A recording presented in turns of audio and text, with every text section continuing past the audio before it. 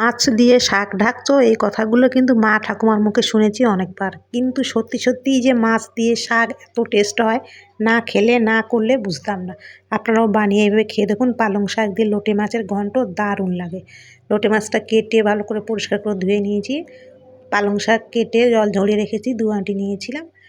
লোটে মাছটা ম্যারিনেট করে রাখবো, তার জন্য 2 চামচ পেঁয়াজ কুচি, 1 চামচ রসুন বাটা, হাফ চামচ আদা বাটা, পরিমাণ মতো নুন, হলুদ, জিরে ধনিয়ার গুঁড়ো, লঙ্কার গুঁড়ো আর অল্প সর্ষের তেল দিয়ে মেখে 10 মিনিট ম্যারিনেট করে রেখে দেবো। যত বেশি মাছটা রাখবেন তত টেস্ট হবে।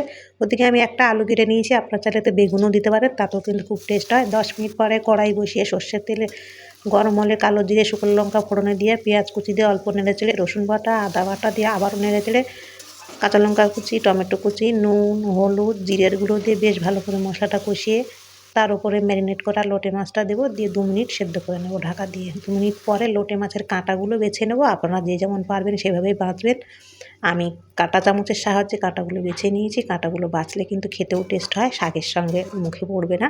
তো বেছে আমি যে আলুটা কেটে রেখেছিলাম আলুটাও দিয়ে ভেজে নেবো। আপনারা চাইলে আলুটা আলাদা করেও ভাজতে পারেন। দিয়ে ভালো করে নেড়ে চেড়ে আলুটা ভাজা হয়ে গেলে পালং শাক কেটে রেখেছিলাম, পালং শাকটা উপরে দিয়ে পরিমাণ মতো নুন, অল্প চিনি দিয়ে ঢাকা দিয়ে গ্যাসের ফ্লেমটা লো করে 5 মিনিট মতো সেদ্ধ করবো। 5 মিনিট পরে ঢাকনাটা খুলে কয়েকটা চেরা কাঁচা লঙ্কা দিয়ে গ্যাসের ফ্লেমটা তখন হাই করে দেবো, কারণ অনেকটা জল বেরিয়ে যায়।